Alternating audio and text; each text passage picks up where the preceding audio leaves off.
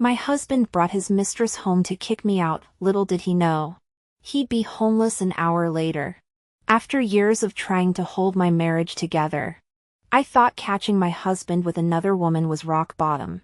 But nothing could have prepared me for how he rubbed his mistress in my face or for the unexpected ally who showed up to set things right. Chapter 1. I didn't know marriage could end up like this. But my husband, Logan, decided to make a public spectacle of this utter disaster. If only I'd known what he was capable of. Maybe I would have seen this coming. Let me rewind a little. I've been married to Logan for 5 years. And let's just say the fairy tale part of it didn't last too long. Things started okay. And we were genuinely in this together. But problems came. And our struggles trying to conceive a baby took a bigger toll on our relationship than I realized at first. My mental health went downhill. And I felt like an utter failure. Meanwhile, Logan began to drift instead of supporting me. He seemed more interested in finding himself, which apparently meant going to the gym and buying a fast car. I questioned everything about myself. I blamed my own body for not being able to get pregnant. But I never thought. Anyway, last night, my best friend Lola convinced me to leave the house to clear my head and have a little fun. My husband had told me he was staying at the gym late. So we went to this cozy, dimly lit jazz club downtown, where the music was beautiful but not loud enough that you couldn't have a conversation. The mood in the club was perfect for a little distraction. Lola had me laughing and in a good mood, when she suddenly went silent. Her eyes bulged while looking somewhere over my shoulder. Natasha, I don't want to alarm you. But, is that Logan? A cold dread filled my body. You can call it women's intuition, or it might have been what I saw in her face. But I knew what I would see as soon as I started to turn.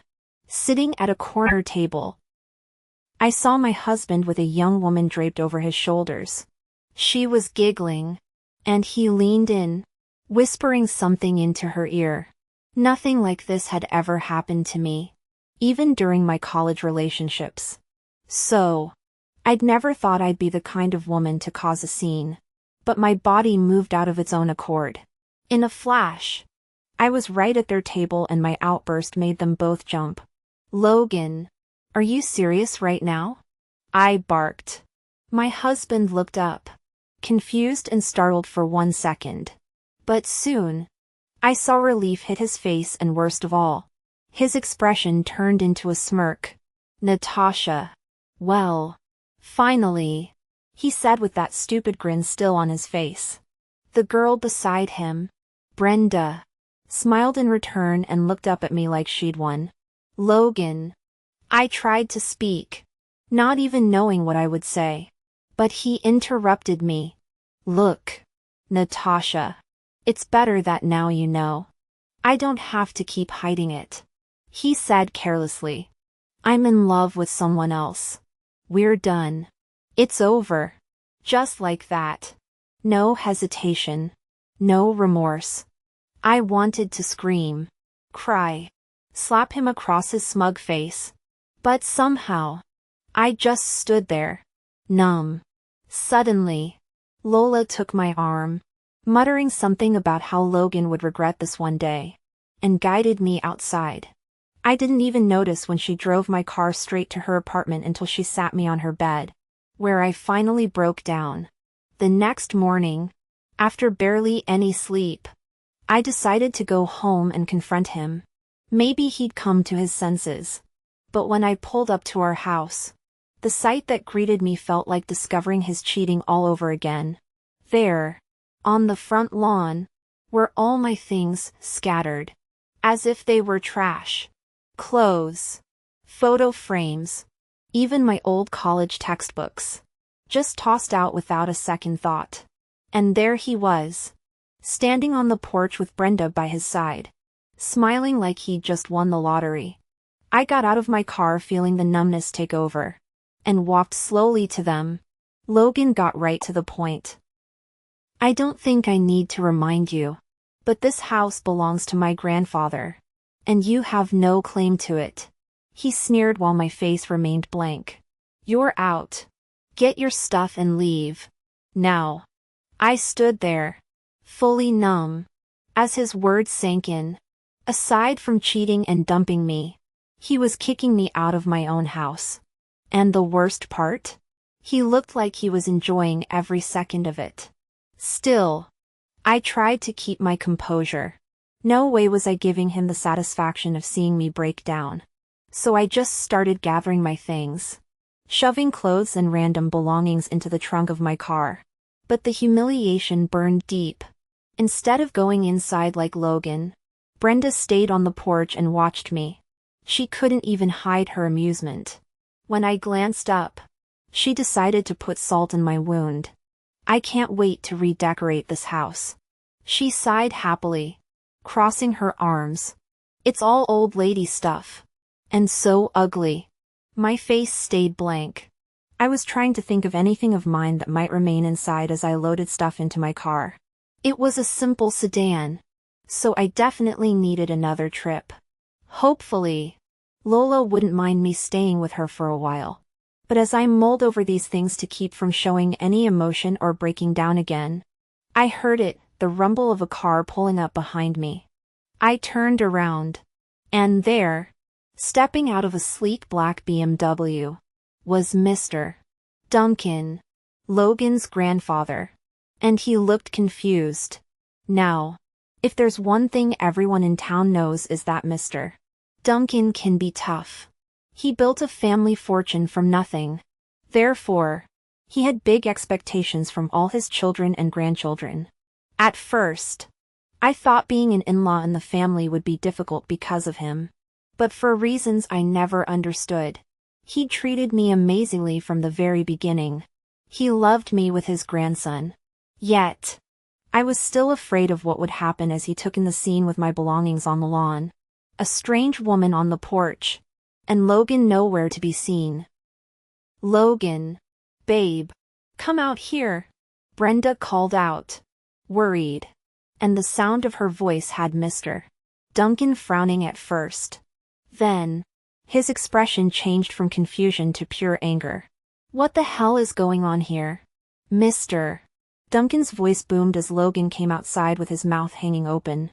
Grandpa, we had no idea you were coming over today.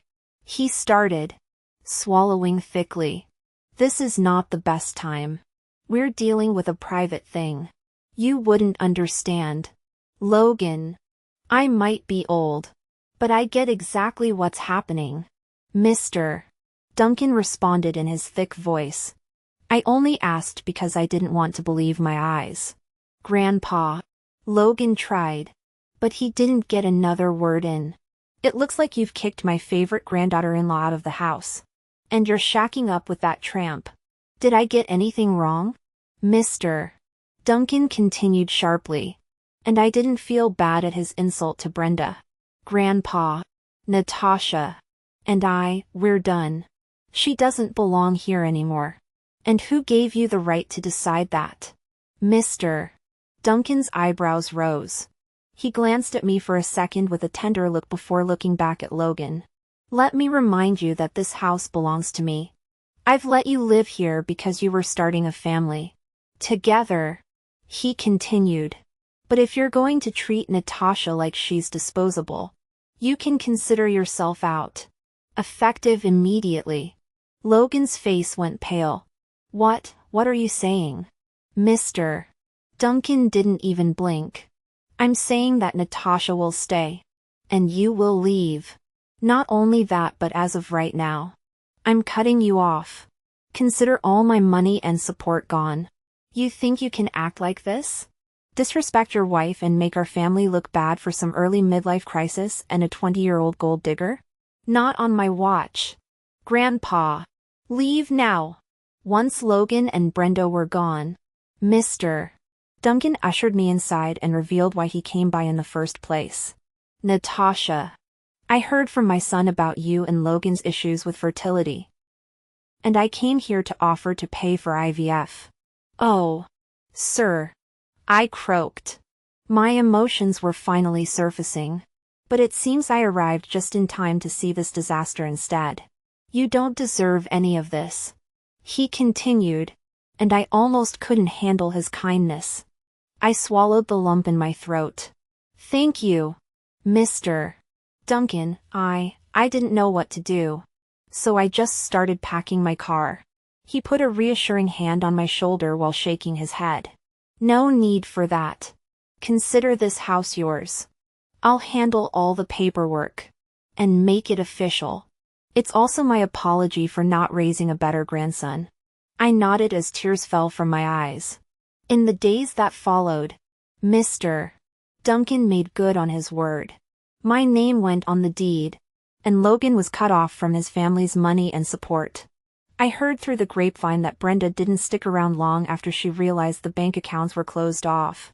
And apparently, Logan was couch surfing between friends. It must have been a blow to his ego because he came crawling back only a week after that scene in my front yard. He was still in the same clothes as that day and looked terrible. I made a mistake. I have nothing left. The rest of my family won't help me. Can you please call my grandfather? He'll listen to you. Logan blurted with no preamble. I can't live like this. There was no apology or true remorse for what he did for me. He only regretted losing the money and influence of his family. So, I got to say the words every person in my position wants to. Nope. You made your bed. Lie in it. It was cliché and cruel. But believe me, it was so satisfying at that moment. His expression changed to anger immediately.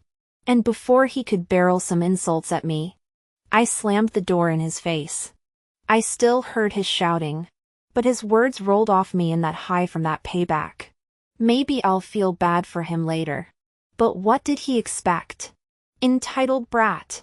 Tell us what you think about this story. And share it with your friends. It might inspire them and brighten their day.